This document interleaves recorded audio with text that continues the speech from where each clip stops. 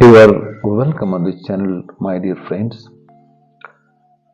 Today's video is on the law of karma, and this is part B. Today's address is going to be started with a memorable incident of Buddha. It has been quoted many times by many authors, speakers, and thinkers to prove two aspects of Buddha's philosophy. One context is to show Buddha's detachment from his identification, and the next context is to show and prove Buddha's perception of rebirth. The incident is that somebody came and insulted Buddha, but Buddha remained calm, silent. He listened attentively and then said, "Thank you." The man was very much baffled. He said, "Have you gone mad? I'm insulting you, hurting you, and you simply say thank you." Buddha said, "Yes, I was waiting for you. Unless you come, and I won't be free. I had insulted you in the past, which I know. Unless you come, I will not be totally free. Now you are the last man. My accounts are closed." Here, two things are quite clear: that Buddha has a firm faith in rebirth and in law of karma.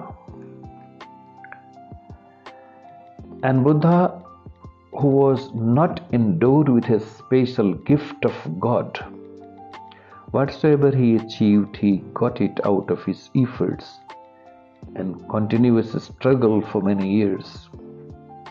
So it is within human limit that the man who is coming is last man with whom his accounts of past life are to be settled. I don't find any reason to disbelieve a man like Buddha. Then the kriyaman karma, the day-to-day karma, does not fall into the reservoir, does not add to it. In fact, the reservoir is little less than it was. The same is true about prarabdha, the whole life or this life.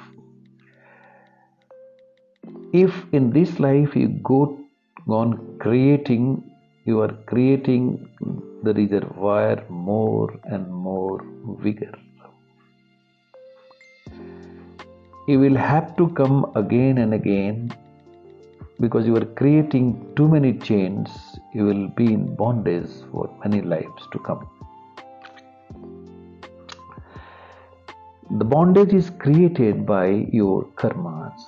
Whatsoever you do in unawareness, because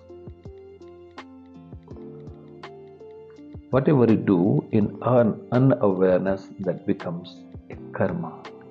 Any action done in unawareness is not action at all. It is a reaction.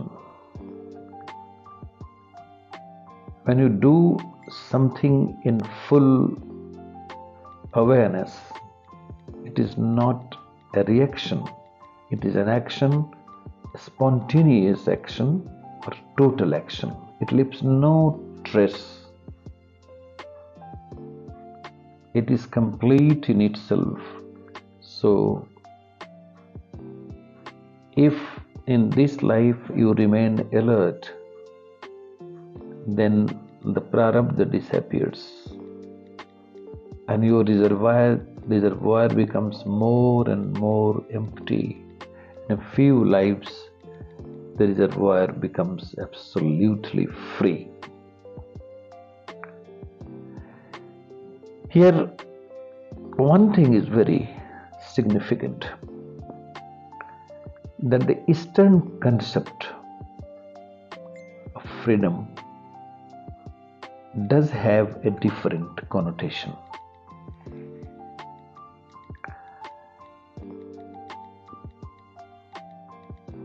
Here,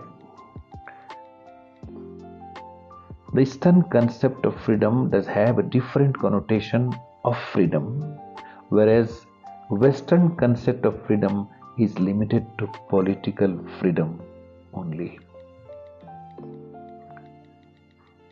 Because we say unless one is spiritually free, it makes no difference whether you are politically free or not.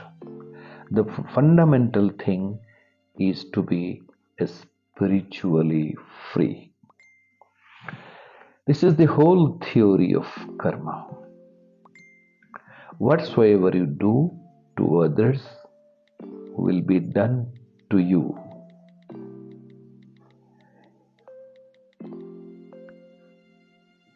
So do to other only that which you would like to have been done to you. Humanity must listen and respond to the theory of karma and the message of Buddha, because by avoiding this appeal of Buddha, we will be destroying the basics of our life, the science of our life, and the reality of our life. Thank you very much, my friends.